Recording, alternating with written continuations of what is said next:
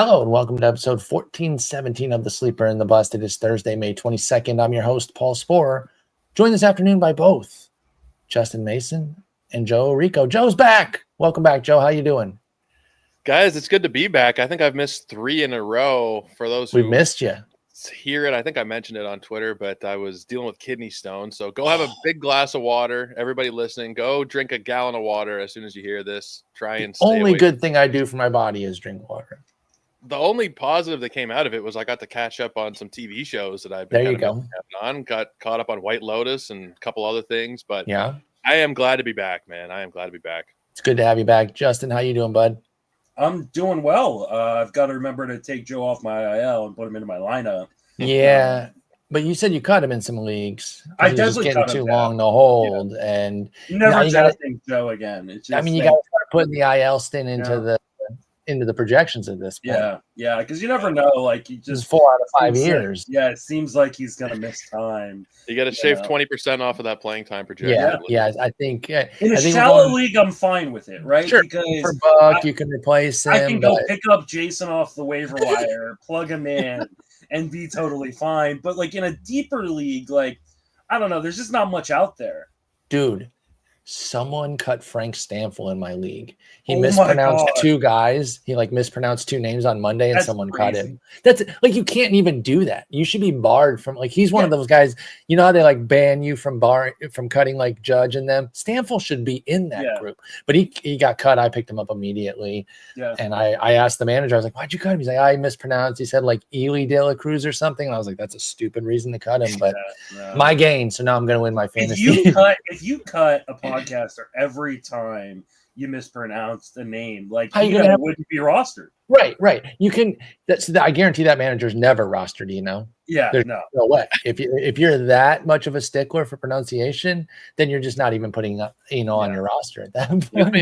Gives me an idea though. How fun would it be to play fantasy podcast or fantasy baseball, and you just? I'm legit thinking about doing a whole episode. What would be the scoring and how to do it. There's going to be an off-season episode where we just draft podcasters. I stand by Frank as a first round pick and uncuttable.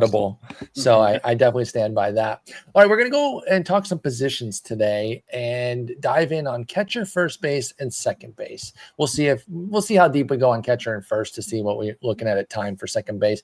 But we're just going to start looking at the player radar and check out the rankings and kind of see what's going on because as we reach Memorial Day weekend, we're at a mile marker in the season, right? Memorial Day is a big time.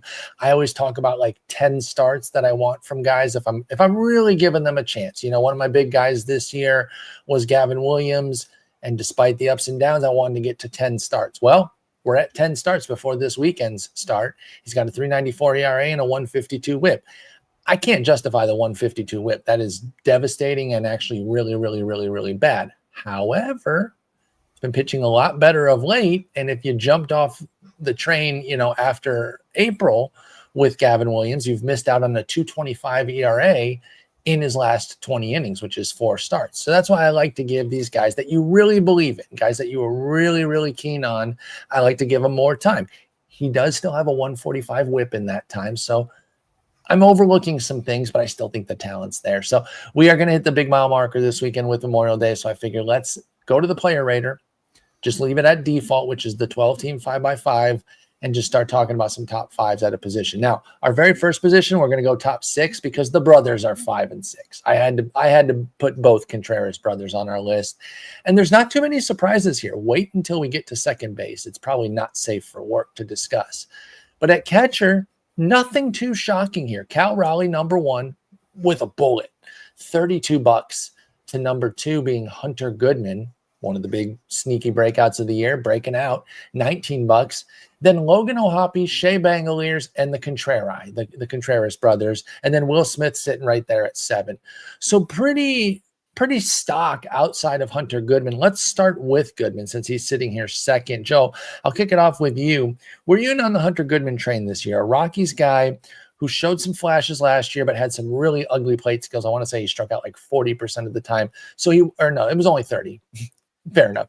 But he wasn't everybody's cup of tea. Was Hunter Goodman somebody you went for this year as a Rockies catcher?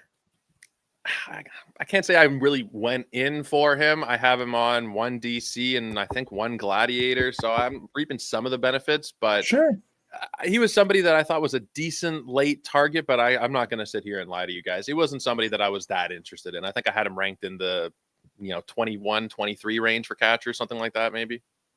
I don't think that that's terribly out of pocket though, because he was available pretty cheaply. Like even if you were a Hunter Goodman fan, and I got him in one of my main events, I didn't find him to be terribly expensive or cost prohibitive.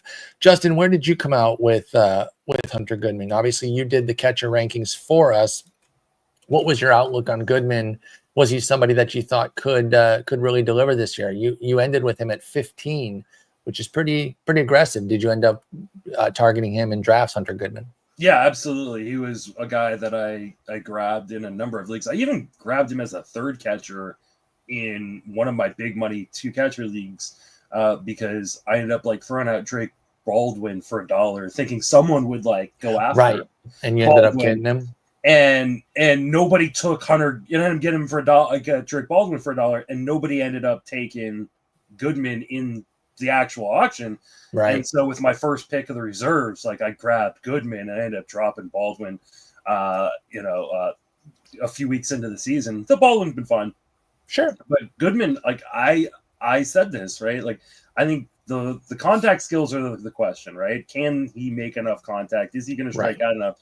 But if he can even just strike out at a 30% clip, I think Hunter Goodman hit 40 home runs. And we're seeing that, right? He's at 23%. Yeah. Much more palatable than the 30% of 29% last year to be technical. He's not gonna stay there, right? He's still got a 15.5% swinging strike rate. He still swings outside of the zone too much. He actually has been making pretty damn good in zone contact, especially for a power hitter, almost about league average. But dude just crushes the ball. 10% barrel rate, 116 max exit velocity, 91 average exit velocity, 49% hard hit percentage. The numbers are gonna come down. He's probably more of a 240 hitter. I was just going to say, where's that average going to land? Because it's at 288 right now, and there's no way Hunter Goodman's going to keep it up that high. You think 240s? That's still doable. No one's going to be upset if they get a bunch of homers and a 240 average out of Hunter Goodman. And he's DHing, right? He's DH'd in 21 games. Non-catching catcher, baby. Yeah, so, I mean, of his, 50 games, DH'd in 21 of them, you'll take that. If he's DHing 40% of the games for the Rockies and then catching a bunch of the other ones, you're talking about a guy who can get 650 plate appearances. There's 40 home runs on the table here. Yep, I agree. And I remember you gassing him up like that, saying there's a 40 homer potential here with Goodman. And right now he's cooking very nicely. Again, expect the average to come down from 288, but you can give 40 points there and not feel too bad about it. Cal Raleigh as the number one. He wasn't drafted as the number one very often. You were still looking at William Contreras consistently going number one, Adley Rutschman, who we haven't even talked about. He's not even in the top 6. Do we think Raleigh's going to be the number one guy next year? Start with you, Justin. I think it really depends on how Raleigh finishes out the season. And then obviously what other people do. Do the Contreraii. Well, Willson Contreras won't be catcher eligible, but William Contreras, how does he finish out the season? I'm sure we're going to talk about him here in a minute. And what does Cal Raleigh do with a batting average? Because right now he's hitting 249. If he hits 249, I think he is the top catcher in baseball. And there is some reasons to think he's going to. He's actually, has his best swinging strike rate of his career at 12.7%. Best zone contact of his career, best O swing of his career. He's made some real improvements in terms of his approach and contact profile while not giving up the power that makes Cal Raleigh so great. He's got a 22% barrel percentage. That's insane. God, smacks the piss out of the ball. Switch hitting catcher. By the way, sneaky 5 for 6 on the base paths. Helping him get on base to get those steals. He had 6 all of last year. He's already got 5. So he's giving you that little extra boost of speed for Cal Raleigh. There's just so much to like here that maybe even if he's hitting 230 by year's end, maybe he's still number one. I agree, though, that it probably does depend on how William Contreras finishes. I think it really just depends on what the field does, right? That's fair. This is turning out to be a pretty good year for catcher. Just generally speaking, like the emergence of Langeliers and O'Hoppe. Will Smith is still kind of doing his thing. Yep. Carson Kelly coming out of nowhere. If Ivan Herrera stays healthy, an injured Ivan Herrera, both in the top 10 there. So a guy who was a backup catcher coming in, Carson Kelly, journeyman veteran, and Ivan Herrera, who missed a bunch of time, only has 70 plate appearances. They're both in the top 10 as well. Yeah. So I think a lot of it will depend on what the field is, because Cal Raleigh, if the batting average stays at 240 to 250, he's money in the bank. He should be the number one catcher. Yeah. But I just don't believe it's necessarily going to stay there. And I do think that the field will start to reel him in maybe a little bit. That's fair. He's got the huge lead right now, $32 to 19 for Goodman on the earned value. And I do think the gap will close there as the season goes. Just going to put it to you 1-1, Joe. O'Hoppe or Shea Langeliers? Who do you like rest of season and future? Give me both. They can be different answers, of course. But what do you like there between O'Hoppe and Langeliers? I'm going to focus in on Langeliers here. I have been really impressed with his plate discipline. He has a 14.8% strikeout rate. Coming into the season for his career was 27, 29, 34%. To cut that down to 14, and it's backed up by the swinging strike rate too, down at 9%, where he had been in the 13, 15% range.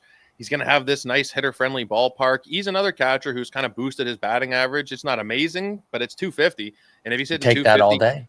Oh, he's on pace for 27, 28 homers. He's stealing some bases. He's already got 3. He only had 4 all of last season.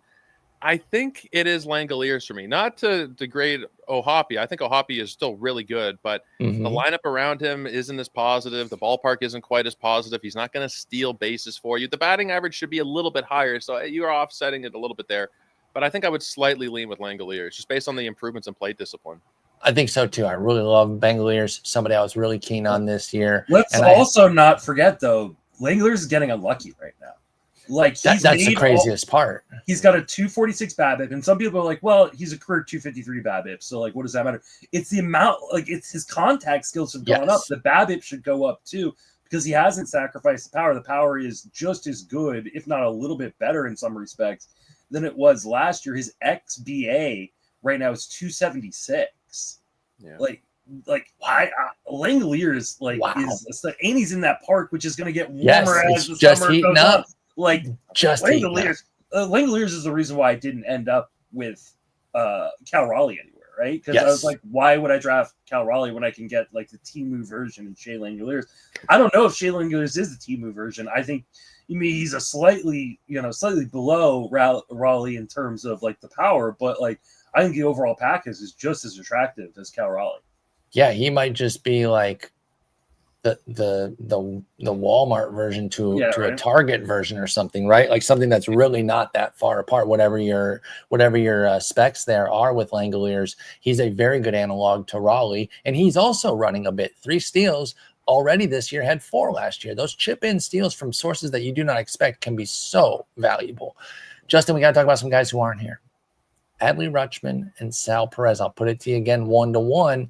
Who's better the rest of the way? Who would you buy on right now if I forced you to go buy one of these two? Sal Perez, Adley Rutschman. Their combined dollar value right now is minus $1.50 if you add the two together.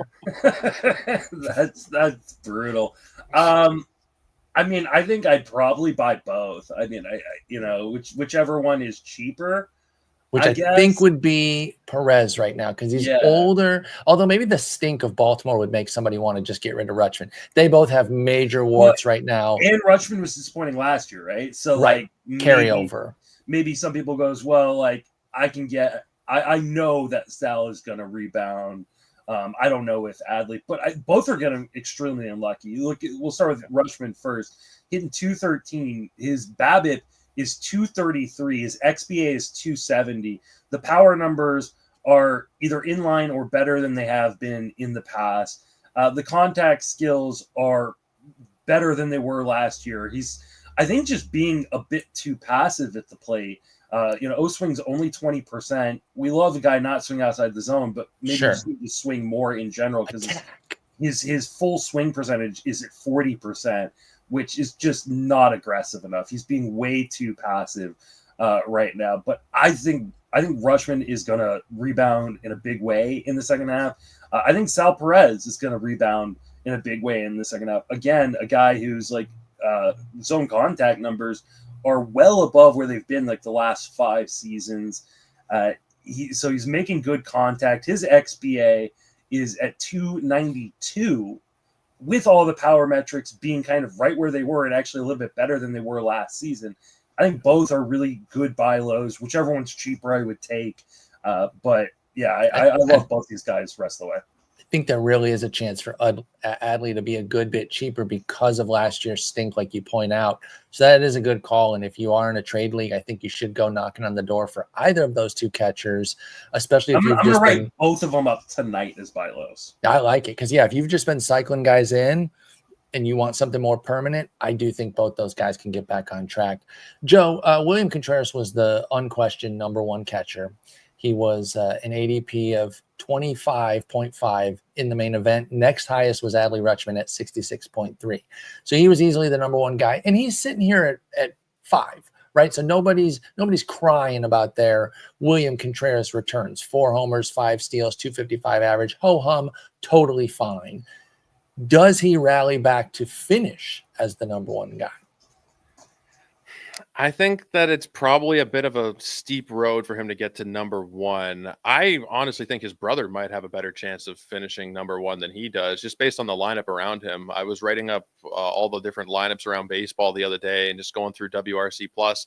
Milwaukee shocked me with how bad they have been as a team. Really rough. 85 WRC Plus as a team. St. Louis is at 108. Yep. Kind of an overperforming, underperforming thing there. I don't think St. Louis is quite that good. I don't think Milwaukee is quite that bad, but that alone right there is probably enough for me. I don't think if you're looking at the actual players, there's a huge, huge difference there. They're both going to give you a good batting average. They're both probably going to be around 20 homers with, at this point, maybe you're looking at a couple more steals from William, but I think it's going to be pretty close with those 2. In terms of number 1 for William Contreras, I'd be surprised if he gets back up there. I'd much rather bank on Cal Raleigh maintaining what he's done over Contreras getting all the way over him. I think that's fair. The one thing I'd like to see, though, is if Contreras is going to keep running at this clip, another catcher who's running well above his established clip, had 9 all of last year, already has 193 plate appearances in. So maybe he doesn't keep that exact pace, but if he runs and gets to like 14, 15, that will make his path to number 1 a good bit easier for William Contreras. Go ahead, Justin. It's a lot easier to run when you're not like, on second to start or hitting home runs. Right. We're talking about a guy who's had 100-point drop in his slugging this year. And walking a ton. So the combination of just walking to get on first and getting base hits instead of extra base hits has put William Contreras in a position to run more. And we need to point out the fact he's playing through with a broken finger, right? He's got a broken middle finger on his glove hand. And so maybe the power isn't going to generate the way that we kind of expected it to this year. And that is going to be responsible for him not being the number 1 catcher. That's a good point.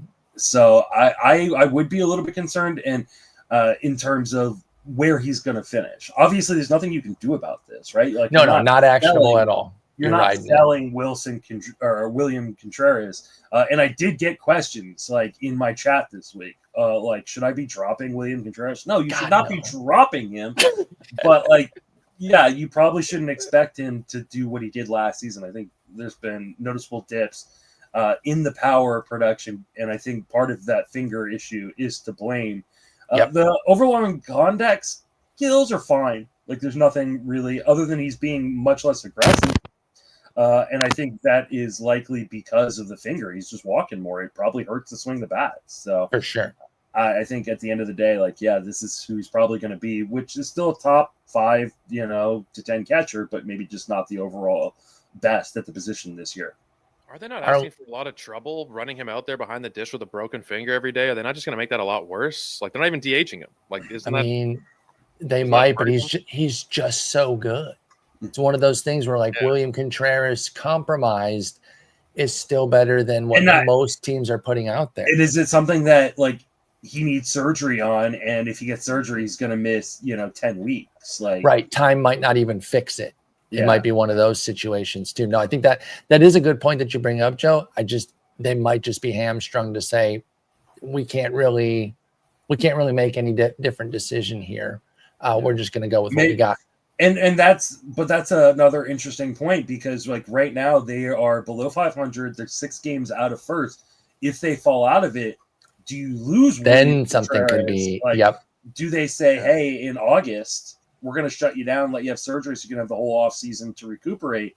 So in that respect, maybe you do want to try to start. That would suck. Looking at a trade, don't cut him, but maybe you look to trade William Contreras because you can still get a good. You can return. Probably get Adley Rutschman plus, right? Right.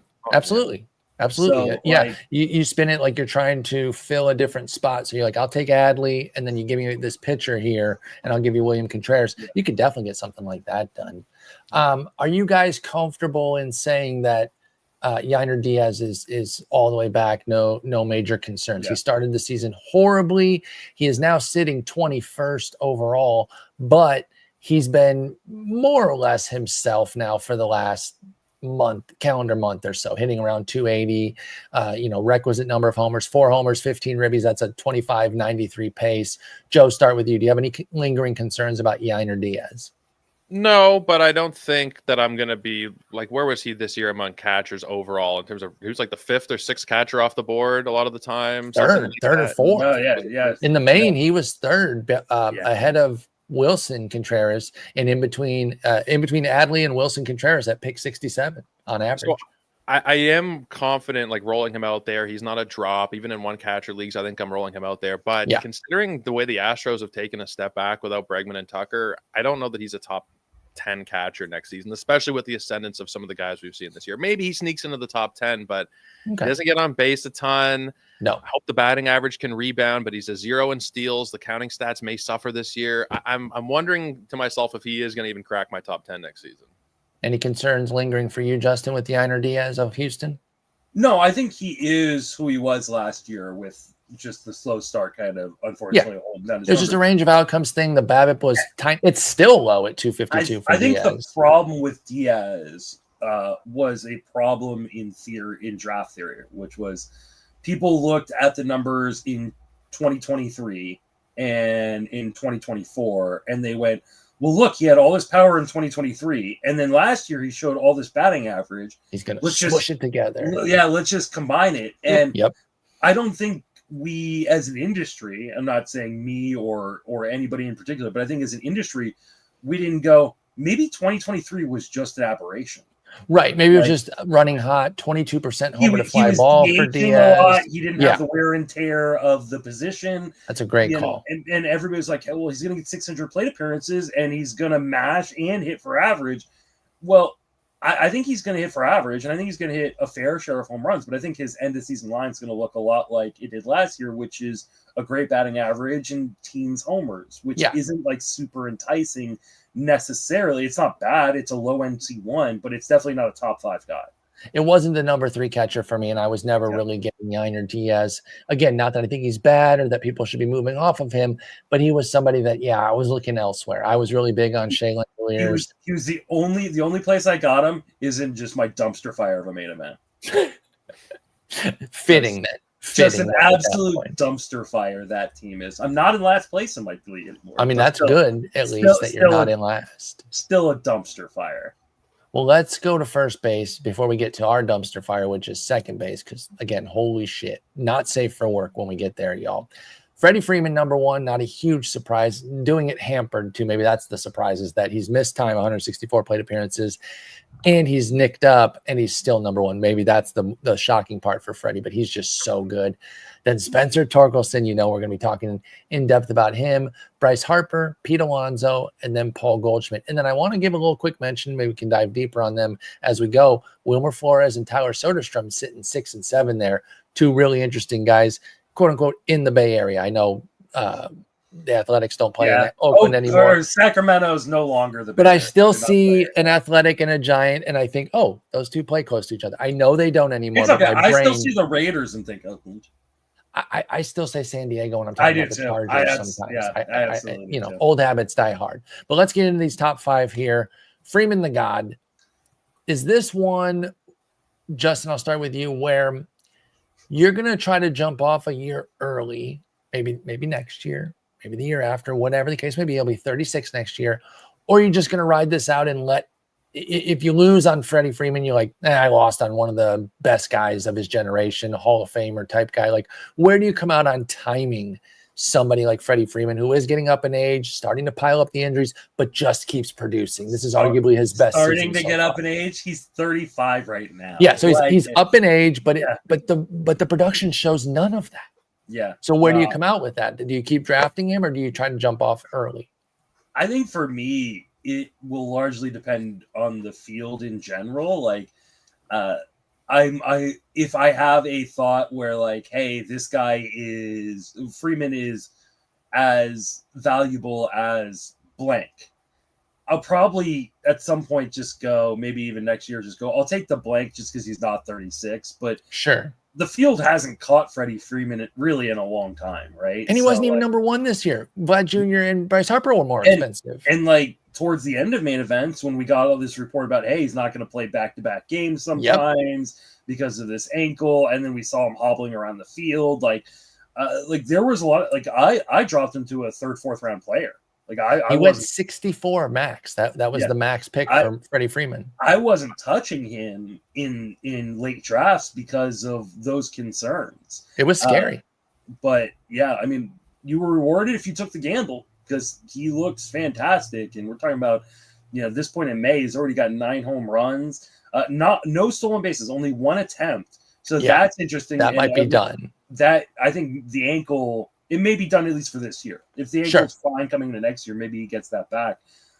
But yeah, I mean, I'm never the guy that says, "Oh, you should jump off a year early." I'm like, I went to like the coffin with Nelson Cruz, like he just, and he paid off year after year after year after year until he finally did. For 1 year, he didn't pay, and like David Ortiz kept paying. Yeah, David Ortiz always paid off. Yeah, like, I think Freeman will be one of those guys that just keeps paying. I think when it comes to elite talents, especially elite talents in terms of a natural pure swing like Freeman has, I think that tool ages so well that you're not going to worry about it. Yep. And just an amazing lineup, obviously, to protect his runs and ribbies. Because, again, you mentioned the 9 homers already for Freeman in 167 plate appearances. Our next 3 guys, Tork, Harper, and Alonso, are all over 200 plate appearances. I think you get 2 more years with Freeman. Okay. I'm cool with that. 26 and 27, and then he's a free agent in 28. And then if he's probably not going to be a Dodger at that point. Then we go from there. And then I think then you go, okay, he's not a Dodger. He doesn't have that lineup around him. Now I can probably jump off. Right. No, I think that's a fair assessment of Freddie Freeman. He's just so awesome and so easy to root for. You don't have a heart if you don't root for that guy, man. I mean, you don't have to root for him if you're not a Dodgers fan, but if you don't just I'm like a Giants the guy, fan and I root for him. It's just he's just cool as hell. I love Freddie, man. I hope nothing bad ever comes out about him because then you can't trust anybody. Knock on some wood somewhere, right. Everything seems great about him, and then if we learn he's some heinous scumbag, I'm gonna be like, okay, then everyone's a fraud ever. That would be like hearing something about Mr. Rogers or That's something. What I'm saying. That's exactly the kind of vibe that it would be if Freeman turned out to Mr. Rogers is a really good comp right there. I like that comp. No, that's a perfect comparison because nothing screams negativity about Freddie Freeman. The only reason that you could possibly dislike him is the team. Like if you're a Phillies fan, you didn't like him in Atlanta, or a Mets fan.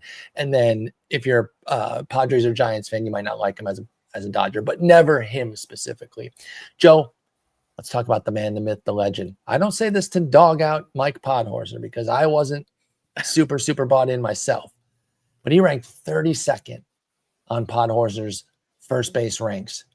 There was a point during spring that you could have feasibly said that he was overrating him because you could have said, well, where's this guy even going to play? When they signed Gleyber Torres, that was, you might not have a spot right now, Torque, because Keith is going to move to first base and you're going to have to fight for DH playing time now. And then there was an expectation that Kerry Carpenter would be more of the full-time DH.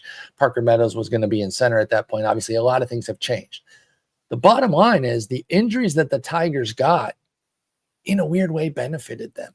If they didn't get the rash of early season injuries that they got to Parker Meadows, Wenzel Perez, and Matt Vierling, then we probably wouldn't have the breakthroughs of Zach McKinstry, Spencer Torkelson, and Javier Baez. So let's just take it right at face value here with Torque. Former number 1 overall pick, rotten season last year. Do you buy the resurgence here? I fully do. Yeah. I said it, I think, on this show, maybe, I don't even know if it was the last time I was here. It's been so long, but he's doing exactly what was doing in 2023. The metrics are almost identical, except he's walking more. He's striking out less. Sorry to interrupt you. It was the last time you were here. We did hot streak or new peak, and we all spoke pretty well of Torque, but go ahead, continue on Torkelson. The barrel rate was 14% that year. It's 14.8 this year, 50% hard hit to 47. All of the plate discipline metrics are very, very similar. Zone contact, 85 to 84. swing, he's cut down a little bit. Swinging strike rate's exactly the same. I think we're going to get a carbon copy of what he did 2 years ago, which is about 30 homers. The lineup is a little bit better. So maybe you touch 100 ribbies, 100 runs, and he's like really excelling in each of those categories so far. I love him. I think this is going to be a career year for him. Maybe he slightly exceeds 2023 considering the hot start, and maybe we get to 40 homers. Maybe 35 is probably more realistic, but I'm fully bought in. Oof, you give me hot flashes on that one.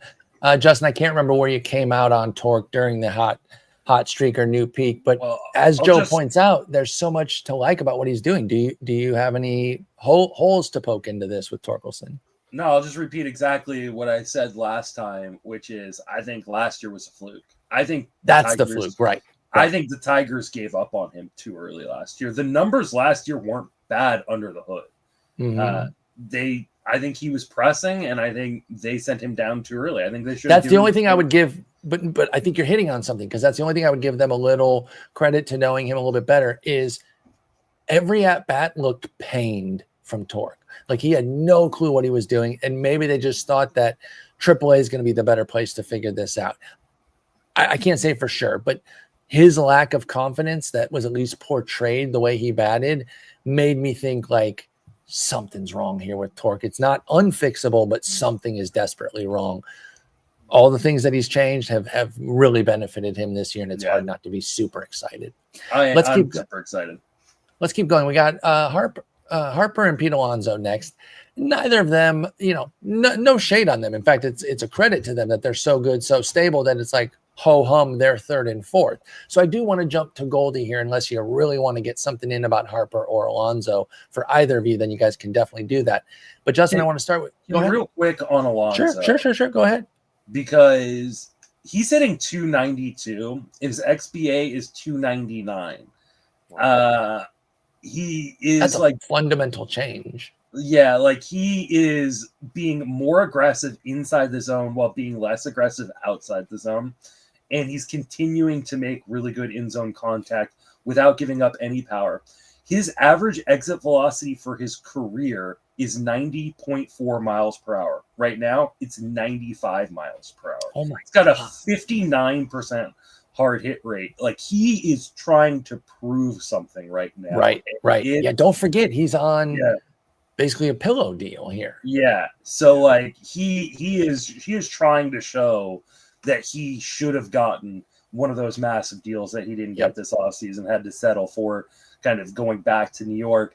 I think he is going to continue to match. And if he ends up as the number one first baseman at the end of the year, I'm not going to be surprised. Talk about another guy that's like hard not to root for. Like the polar bear. I'm a big fan of him as a person. Seems like a good dude. I like him quite a bit. Do you have anything to add on Alonso before I set up Goldschmidt there, Joe? No, I think you said it perfectly. Okay. I think that he probably will be the number one first baseman when all's said and done, considering the lineup around him. Well, what about the other New York guy? Paul Goldschmidt, definitely a bit of an afterthought being brought in this year as a free agent of like, hey, maybe they can get something out of him. But he was not number one on the list of new Yankee acquisitions that people thought were going to be good. And frankly, at age 36, I don't blame anybody for thinking that last year was maybe kind of the beginning or even the second step in the decline, right? Because 2023 was a step down from 2022, from 175 WRC plus to 122, then 100 last year. And the strikeouts are going up every year. In fact, they've gone up every year from 2020, which we don't count, but from 21, 22, 23, 24, it kept going up.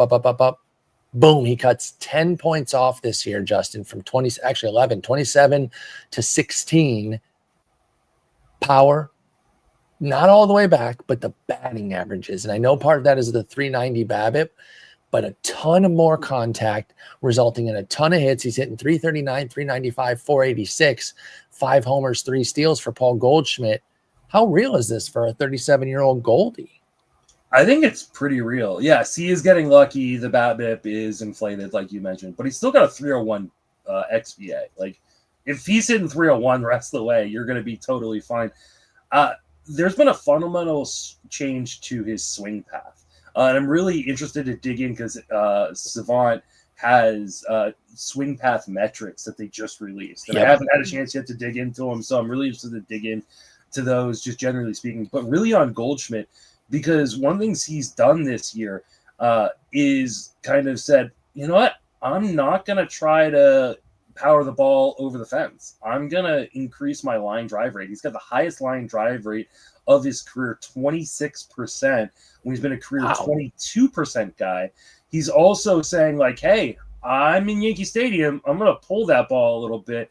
I believe it's the highest pull rate of his career. Not massive or anything. He's not like a 50% pull guy, but 42.5%, which is the most he's had since his rookie season. And then you mentioned the contact. His zone contact for his career, Paul Goldschmidt, is 81.4%. It's at 88%. That is insanely high. It's 4 percentage points higher than his career high previously. I believe all this, and I think this is the reason they're going to trade Ben Rice at the trade deadline. Oh my! Because they've got Paul Goldschmidt there, and they need to add pitching, and so I think they're going to probably trade Ben Rice in a deal to go get a stud pitcher. So if you're a Ben Rice stan, like I know Paul is, just kind of be ready for that, because I believe in Ben Rice too. I don't think they trade him, but I think he can succeed elsewhere, but that would bum me out. Yeah, I think that they will trade Ben Rice and go get a premier pitcher at the deadline. It's not going to be Skeens. They're not trading. No. But it would be a big arm. Yeah, they're going to go get an amazing arm at the deadline, and I think Ben Rice will be part of that as long as Goldschmidt's healthy. Right, he's old right now. Like, obviously they got to have him. All of a sudden he could like be out, but I think they're going to have the reason in Paul Goldschmidt to trade away Ben Rice and go get someone else. And I won't be surprised if they sign Goldschmidt to like a 2-year extension or something at some point. Another guy like Hall of Fame caliber, aging gracefully, resurgent this year, and it's awesome to see. And an amazing first name, of course. Ben Rice sitting 11th, so right there as well, just having a wonderful season. And you're right, I am a huge fan. Bellinger 9. So they have 3 first basemen in the top 11 here. I know Belly plays outfield, but like 3 first base eligible guys in the top 11 for the Yankees. That's pretty rich. I'd be remiss not to get Wilmer Flores and Tyler Soderstrom some discussion points here. I'm going to circle back to Justin in a moment here, but I'm going to leapfrog those 2 real quick and go to Josh Naylor at 8 for you, Joe. And I just kind of want to get your vibe on him, because when he left Cleveland, for Slade Ciccone, that's not a great deal. Honestly, I thought that was a pretty fair deal, because first basemen, they're not going to be huge in the market unless they're like the tip top 40 homer type guys. Even those guys can be underrated sometimes in deals relative to how we think of them. So a more middling guy like Josh Naylor, he brought back a live arm. I thought that was actually a pretty fair 1-to-1 deal, but he went to that Arizona lineup, which is awesome. And they've continued to be great. And Josh Naylor has not missed a beat. He has 8 stolen bases. That's the part that's really standing out to me. Are we going to get like a 18-24 homer and steal type season from Josh Naylor this year? Like, what are we looking at from him? I know he power surged last year, but even if he gives some of that back and makes up for it with speed, I think you take that. Where do you come out with Josh Naylor so far? I don't think we get quite that many stolen bases out of him. I think we can probably see 17, something like that. I take that though too, right? I almost feel like I'm pushing it with that at the same time. He has 8 this year. He had 6 last year. Maybe 15 is the realistic number. I mean, I know he's got a couple over the last 2 weeks. I'd say probably 15 is where I would expect him to end up. I know that might be aiming a little bit low based on what we've seen so far. It's hard pacing these out from non-traditional base stealers. if this is Chandler Simpson, you just do an extrapolation and you're probably pretty safe. But for Josh Naylor, it's like, I don't know. I don't want to add too many to it and get my expectations too high. So I understand your reluctance to go too high. He did have 10 in 2023, 6 last year, as you mentioned, and already 8 for 10 this year for Josh Naylor. So, I mean, that piece is there, and he is making up for the power dip, because he's off that 31 homer pace, because the batting average is up a bunch as well, from 243 to 290. So you're getting the complete package out of Naylor right now. Do you buy him overall? Is he somebody you would buy high on, Josh Naylor? Yeah, I think I would be willing to do that. The batting average, I don't know if he's going to be a 290 hitter, but I think he can be like a 270, 280 hitter. Maybe he even keeps this up. But I think the real juice here is just the runs and RBIs in that lineup. He had 108 ribbies last year, and then he got a nice lineup upgrade. He's only got 29, which it's not bad. I was maybe hoping for a little bit more, but he's been fantastic. I expect him to roughly keep this up. I think the power might actually push up a little bit too. 5 homers is a little bit light for him to this point of the season. Right. There's something going on with his Fangraphs page right now, so it's not. I'm noticing that too. Yeah. That's going right to his defense. I'm gonna ping Dave on that. I'm glad we're all experiencing the same thing here. I'm like, what the hell? Go to the game logs. That's what I did. So. Oh yeah, good idea. Good idea. Very good idea. So yeah, Josh Naylor here, but yeah, he's been wonderful. I like him. He was somebody I clicked on last year, and then I didn't end up going for him. I had so many guys at first base that I liked. So it was more of like, hey, I'm looking elsewhere. In fact, Christian Walker and Jake Berger went right after him, and I liked both those guys a lot. So I don't have Naylor, not for a lack of but just because I had other options there. Anything to add on Naylor, Justin, before I set you up on Wilmer and Soderstrom? Yeah, I mean, I don't think there's a ton to add necessarily. I will say, like, his XBA is 281. Like, I think this batting average is going to stick around for the most part. Maybe it drops down a little bit. He's making a lot of in-zone contact and hitting the ball extremely hard. He's in the top 1 percentile of MLB's max exit velocity right now. So, gotta love that. It's just crushing the ball. He's not trying to lift it. I think the big difference you're seeing is an approach change for Naylor in terms of they had that wind tunnel out in Cleveland when they moved those seats out, right? I know I've talked about this a number of times. He doesn't have that in Arizona, right? And so he's spraying the ball a little bit more. So I don't think you're going to see the power that we saw last year, but I do think you're going to see the batting average and, like Joe said, a lot of runs and RBIs in that Arizona offense. I'll take that trade-off, because I think if you were honestly assessing Josh Naylor, you should have never planned for another 30. Yeah. You should have at least brought it down to the low to mid 20s and then kind of gone from there on the power production. All right, let's go to the Bay Area for these guys. Again, I know, don't correct me, folks, I know Sacramento's not in the Bay Area, but he's an athletic and he's Justin's guy. So that's another reason I'm setting him up with you. And then the other guy's on your favorite team. Now, I know he has like 5 3-homer games or whatever the hell Wilmer Flores is doing this year, but he's been absolutely bananas for a handful of games. Add it all up, and it's 10 homers, a chip-in steal, 42 ribbies, and 23 runs, good for the sixth spot on this list. Then your boy Soderstrom, who you've been gassing up all year, he was another 40 home run prediction that you had with Hunter Goodman. He's hitting a classic 280, which nobody expected, not even you as a big fan of him, expected Soderstrom to pop 280 with 10 bombs, 2 steals, 30 ribs, and 28 runs. Got to start with Wilmer here. Is it just a few huge games, or is there something here with Wilmer that you can latch on to? I think the one thing to latch on to with Wilmer, because, I mean, I don't think he's going to keep this up. His XBA is 241. I mean, there isn't necessarily a massive change in the profile. Yeah. I think he is kind of the guy. He really has always kind of been his career. He doesn't hit the ball, very hard. He's got a 23% hard hit percentage, 6% barrel rate. I think the hot start gives him leeway for playing time in San Francisco. Yeah, keep him in that lineup. Which allows him to compile. I mean, so I think you just kind of say, hey, thanks for giving me what you've given me. And if he starts to lose playing time at some point, because he will slow down, then yeah. You want to hear a crazy stat that I heard the other day? Yes, but let me just throw this in real quick on Wilmer. Before the 3-homer, 8-ribby game, he was on a 124 RBI pace. So it isn't just made up of the one great game. I just wanted to throw that in. Absolutely. Go ahead. What's your stat on Wilmer? So he has more 3 home run games in that park, in Oracle Park, Pac Bell, whatever you want to call it, right? than Barry Bonds did. Oh my God. That is bananas. How many does he have? Like 3? I don't know. I honestly, he just has more than Bonds. I just heard it on the telecast the other day, and I was like, wow, that's insane. Now that's probably because like Bonds like didn't come up with 3 people on base because he hit 3rd in the lineup. Well, and if he hit the, if he hits a couple, then they're just going to pitch around him too, right? Like they're just not going to give him the opportunity. If there's an open base, they were going to walk. They were just going to walk him and load it up. So right. But I just thought that was an insane stat. Like anytime you can beat Bonds, it's cool. It's just that simple.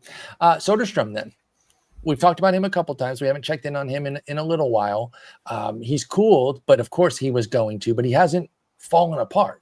He's still sitting 7th. Looking good. Let's just get a check-in here on your boy Soderstrom. How you feeling about things now that we hit the Memorial Day mile marker? I'm feeling like he's going to win me a lot of money this year. I think he's so good. Like he's just like it's fun to watch, man. 280 XBA is 295. Hard hit percentage 53%. Max exit velocity 114. 93 mile per hour average exit velocity. 16% barrel rate. The contact numbers are exactly what you want to see. It's even better than I could have ever anticipated. You're talking about a guy with an 89% zone contact with this kind of power. It doesn't swing outside of the zone too much. 28% O swing, which is right above league average. Like you're loving this. I just there's no reason to think like there was a little bit of a slump that went on that kind of coincided his move to the outfield. But he seems to have gotten over that. I think he's going to be fine the rest of the way. Like I said before, Sacramento is going to heat up even more as we start moving into summer. Like this is a guy that is going to just pay huge dividends. And we already talked about their catcher, Shea Langeliers. They can't just pitch around him. Jacob Willson is a really interesting hitter. Brett Rooker is a dude. Nick Kurtz, who we've talked about, starting to coming around, baby. 2 homer games. So hopefully people that paid the premium didn't just jump off after like 10, 15 games because now he's coming along and looking pretty nice. Joe, I got the notable missing guy for you. It's Vlad Jr. He was the number 1 guy with a 13 ADP.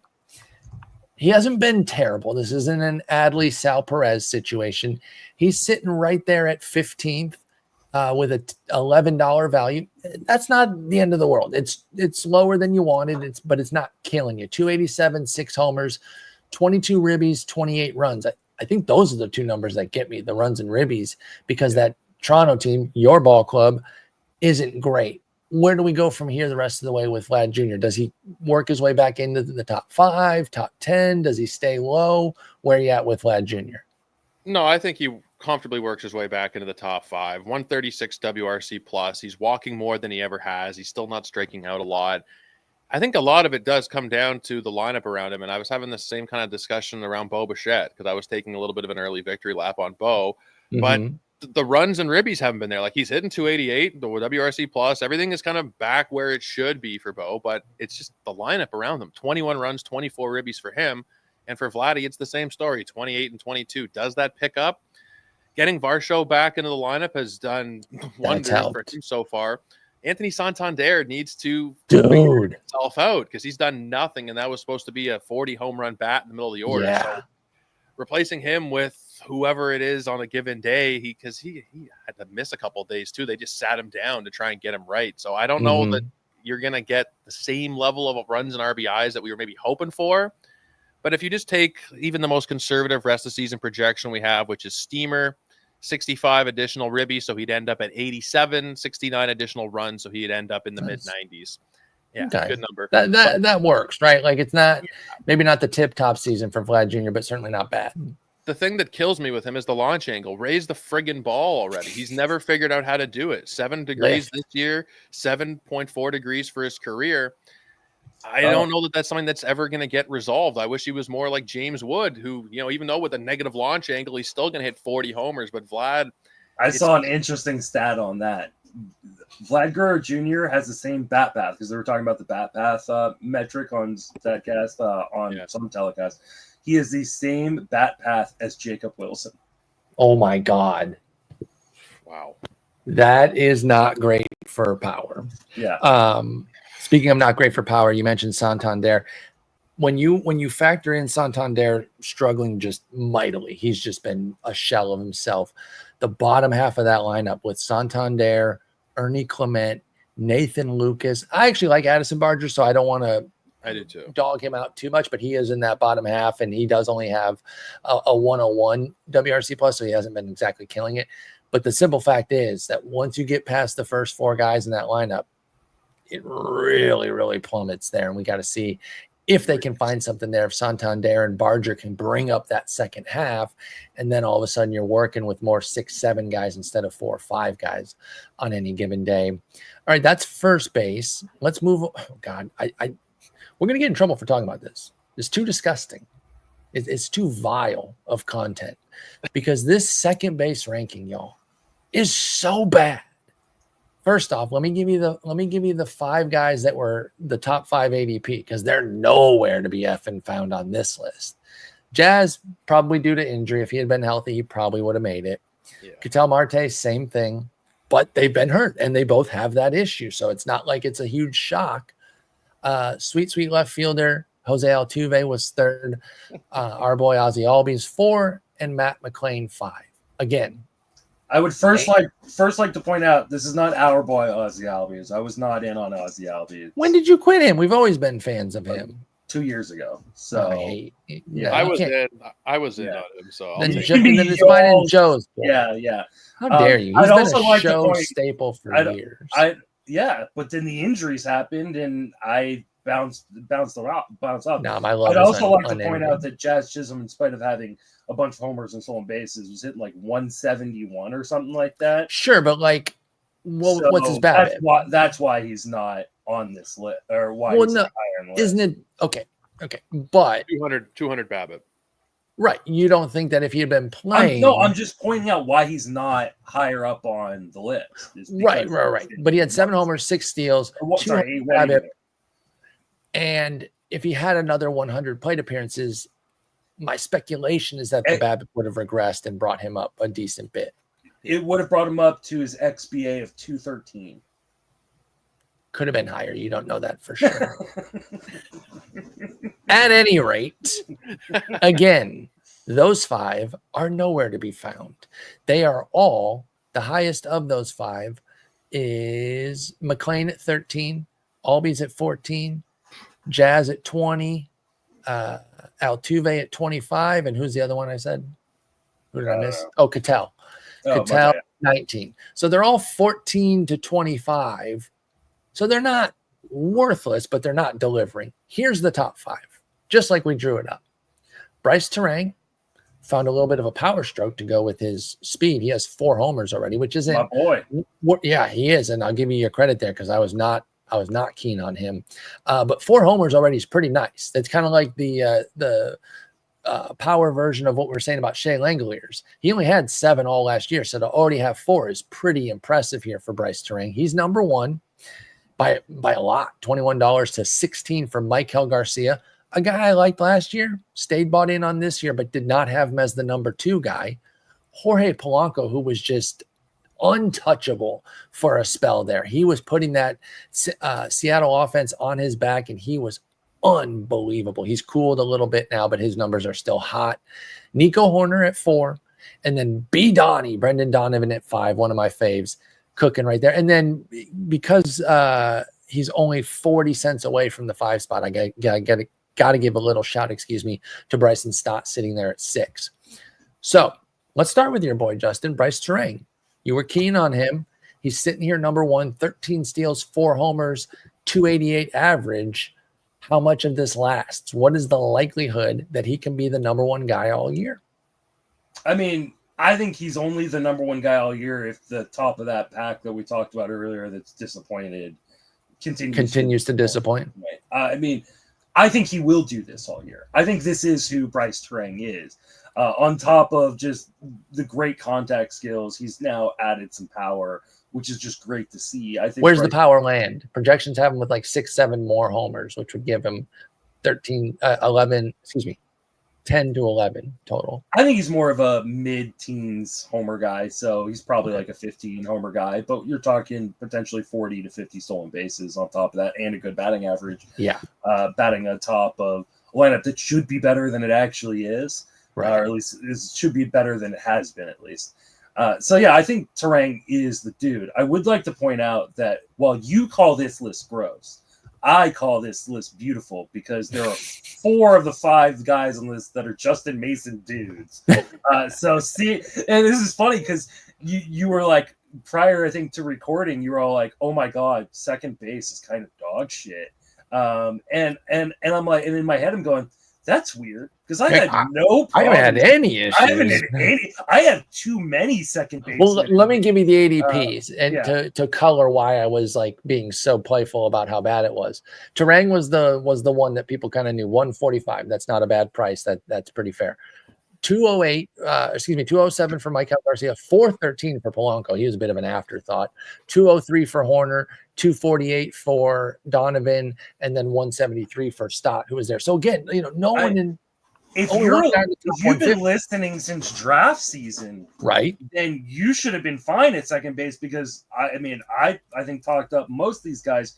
And Greg Martin, who is frequently mentioned on the podcast, talked up the other guy in Polanco, right?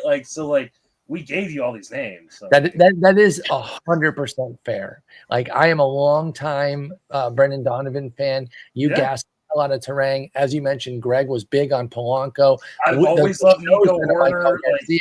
And we were Nico Hoerner fans. Yeah.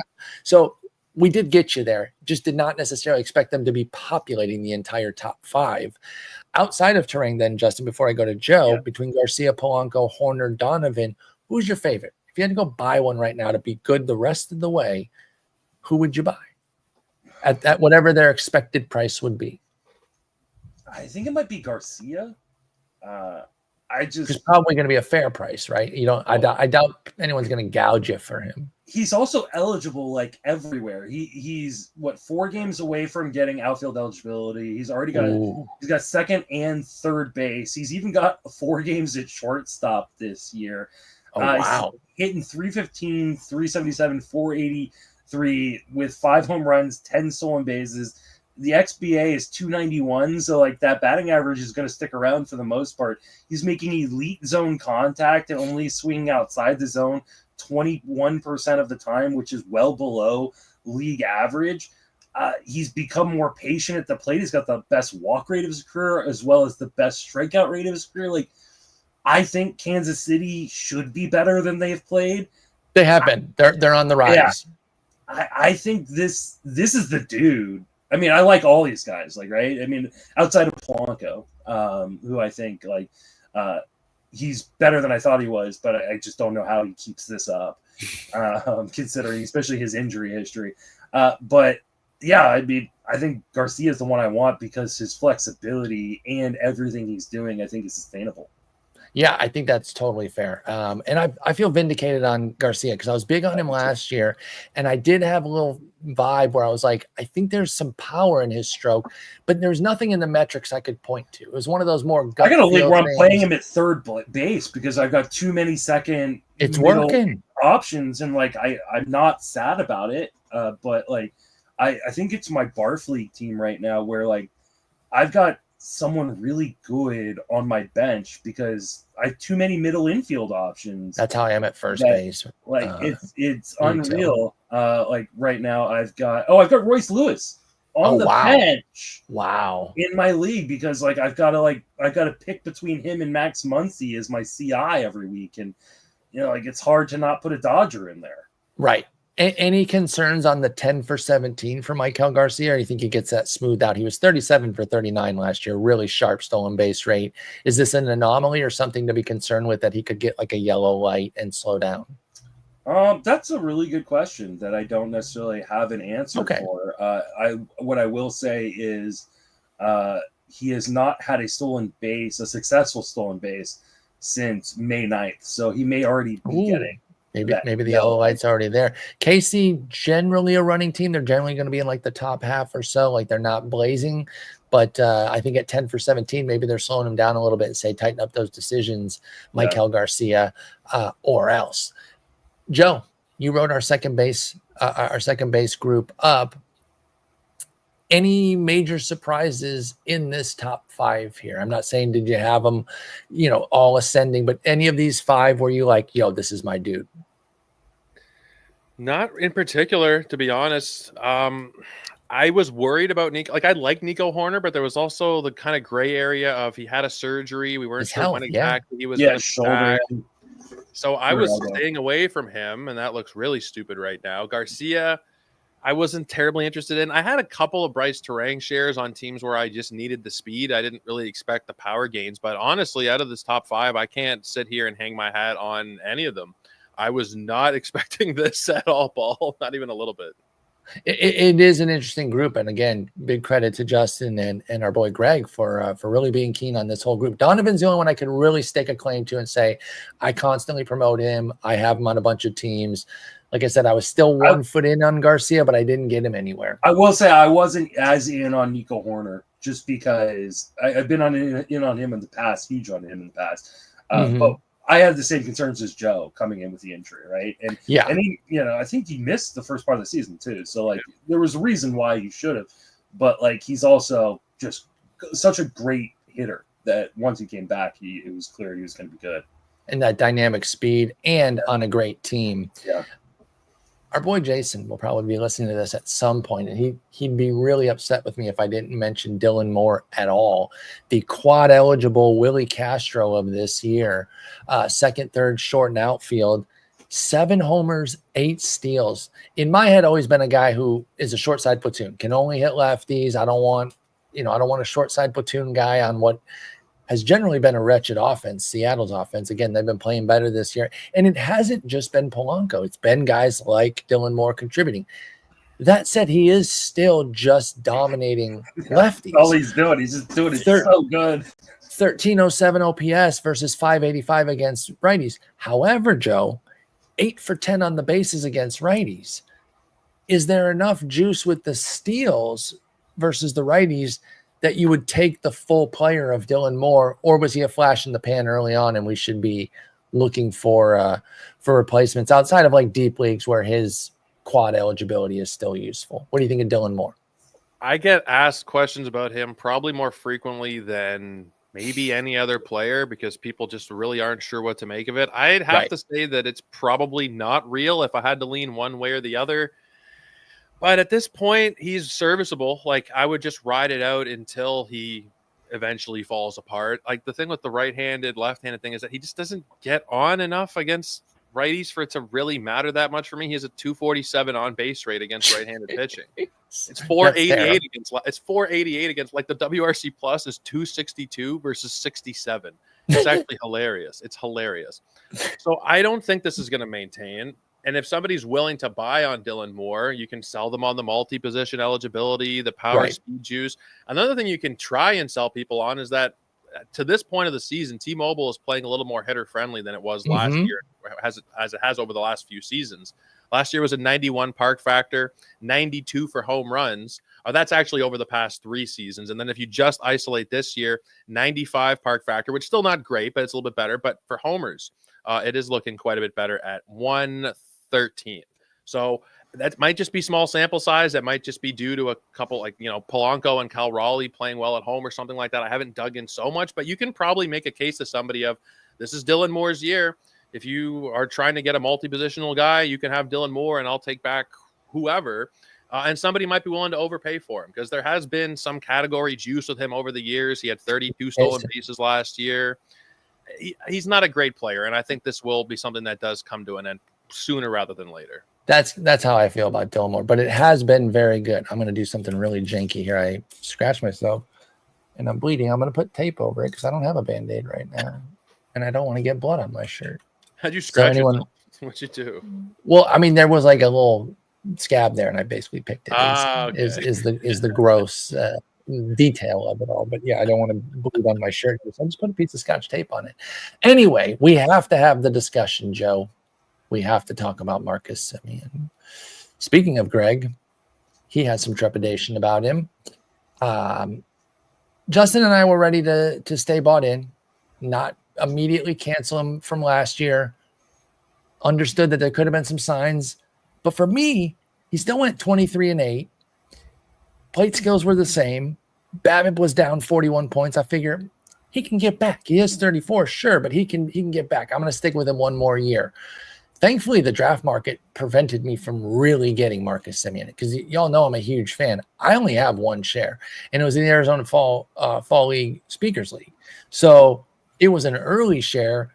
By the time draft season really hit, I wasn't really getting him. So despite being a big fan, I don't have a ton of shares.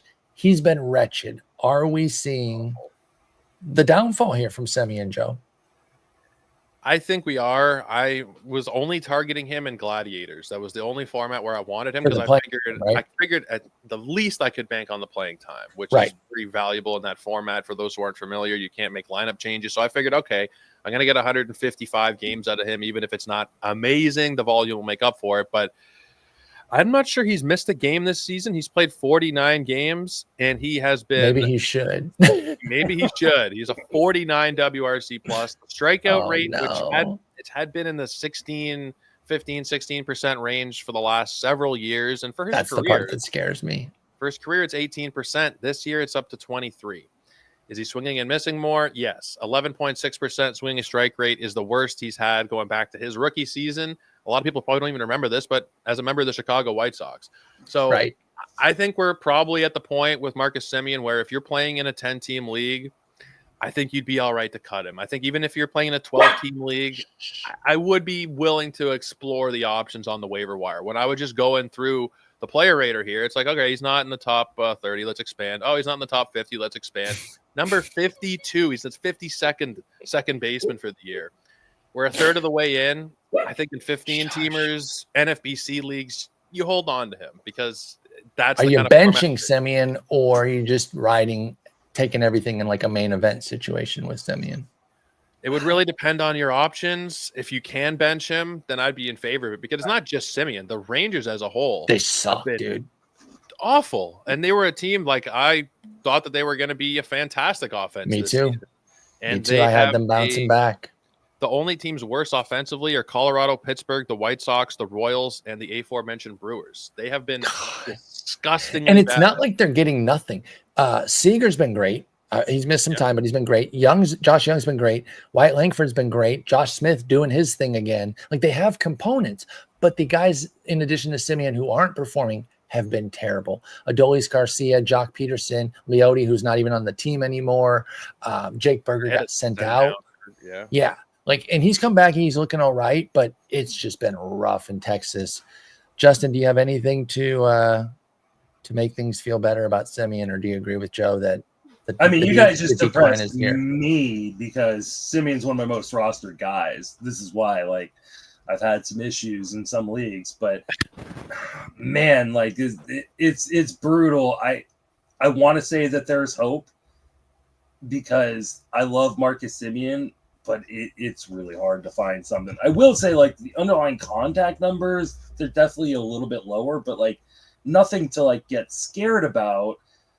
I feel like he is just pressing a little bit, and I do think a day off might do him some good. Right. I know he's the Iron Man, but maybe just a little head-clearing day off. Yeah, like or two. But this just may be like, hey, this is. I feel like this should be a slow decline. It shouldn't be this massive decline. That's the thing. I thought he would age gracefully. And I think he's obviously getting unlucky. Like he shouldn't be hitting what is he hitting? 178? Like he shouldn't be hitting 178. He's got a 220 BABIP. He's a career 280 BABIP guy. Like he should be hitting like 240 right now. And if he was hitting 240, would we be having this discussion necessarily? It would be a lot more palatable. Yeah, it'd be a lot more palatable. But I think he's going to be better. I just don't think he's going to be what we thought he was going to be coming into the season. Would you buy him? Would you buy Semien anywhere? Because I really getting him for a song in a really deep league where the plate appearances do matter, right? Because I do think he's going to play every day, and he's going to accumulate, and I do think he's probably going to hit 230, 240 rest of the way. So like there are leagues where that's viable, but I think where I want him more is probably like in a 15-team context where someone drops him, because I think people are going to start dropping. Let me get him for free and take the shot on Simeon. If I can get him for a few bucks in Fab, I'll take that gamble. Yeah, free. I meant the problem is capital. You're right. The problem for me is in those leagues where I'm in, I've already got him. Like I can't. I'm not dropping him, so he's just going to be. Thankfully, like my other second base options are really good, so I have been benching Simeon for a little while now. But yeah, if he gets dropped in your really deep league, I would pick him up. But I don't think I want to give up an asset for him. No, I don't think I want to either. I love Marcus Simeon. I'm rooting for him, but I got to be honest about it. And while I'm facing the music on some guys that I was super keen on that just aren't performing, I feel a lot better about this one. I want to say that before I get into it. But Matt McLain, we talked about him in the top 5 fall-offs because he's sitting there, what is it, 15th or something? Hang on, let me pull him back up. He $4 value, and he's sitting 13th. So, not crazy. 6 homers, 10 steals. That's not nothing. Joe, is it as simple as 227 BABIP? That's just too low. He'll be better. Or is it a combination of 33% K rate, 12% walk rate, which is generally positive, but is he bordering on passivity? And maybe that's why he's not hitting as much. And we should be concerned. Like, where do we come out on the batting average for McLain? Because the 6 homers, 10 steals, you can't be too upset about that. Does the batting average get back to something strong? Let's say 275 or better the rest of the way. Where do you come out with 25-year-old Matt McLain? Yeah, it's hard to be mad, especially when you consider he's missed a little bit of time as well. 6 and 10 is pretty nice. But the strikeouts being where they are, I don't know that I believe that it's going to stick in the 33% range. The swinging strike rate is right where it has been in his career at 11%. Now, he is too passive. You're right there. 40% swing rate is probably leading to some of these problems. He's also dealt with at least one injury this year, so maybe it's just a matter of getting back into the rhythm. I'm not overly worried. In terms of the batting average, is he going to raise it 100 points from where we are? I would say probably not that high. I think we're probably like today forward, I would say he's probably a 250 hitter, 250 to 260 hitter, and he ends the season in like the 230 range. He's dug himself a little bit of a hole here. We're almost 200 plate appearances in. Yeah. But I like him. I like him as a buy. I was talking about this with Welsh the other day. Who would we rather buy between McLain and Willy Adames? And I was on the McLain side. I like buying both of them. I think they've both underperformed. But I think McLain, when you factor in that ballpark, I think the lineup is not amazing, but we've also seen a little bit of underperformance from Ellie. I think they're going to be fine. I think he is a great buy low. I just don't know the batting average is going to get quite that high. I think we can still see a 20-homer, 25-30 stolen base season, but it's probably going to come in the 230 to 240 range. Yeah, and I think the projections are right there with you, putting him in that 235, 240 batting average rest of the way for McLain, because he might not fundamentally alter himself, and maybe only the BABIP progresses, and he's still a little passive, so maybe the average still isn't great. But there is upside for even more, and I really do like him. I do think he is an easy buy right now. By the same token, you're probably not going to get a major discount unless somebody just gravely overreacts to the batting average. But are you sticking with our boy Matt McLain as well, Justin? Yeah. I'm for all the same reasons, I presume. I think he's going to be fine. Like he may not hit 270 this year, but he's not hitting 170. No way. I think he's going to be fine. I think this is a really easy buy low. He's got power. He's got speed. I think he is being a little bit too passive to the plate, like you guys mentioned. But everything else seems to be kind of in line, and we need to kind of give him a little bit of a pass, like coming off of a completely lost season last year. Right. Like takes a little bit to get going. Also want to point out that like in 2023, his only other major league season, he hit below 200 in April. Right. So slow starter, perhaps. Maybe a slow starter. Maybe it's just a little bit extended because he had such a huge layoff. I think he's going to be fine. I think this is an easy buy low. I'm going to write him up as well today. Yeah, no, I love it. I'm a big Matt McLain guy coming in, still sticking with him. So there you go, folks. Looking at the top fives and a little bit deeper on catcher, first base, second base. Justin, you and I will do third, short, maybe outfield, and then save pitching for Joe next week. But we'll figure that out because we're going to do 2 steps tomorrow for sure. So we'll get back to this next week. But fun to look and kind of see where we're at, assess some players, and commiserate about some guys like Marcus Simeon, but also celebrate some guys like Justin being a big Tyler Soderstrom and Hunter Goodman fan, and my boy Spencer Torkelson popping off. So there's positivity in this too. And the biggest positive is that Joe's healthy and back with us. So great to have you back. Glad you're healthy again. Justin, I'll talk to you tomorrow. Joe, I'll talk to you in a week. Guys, take care. Take it easy, guys.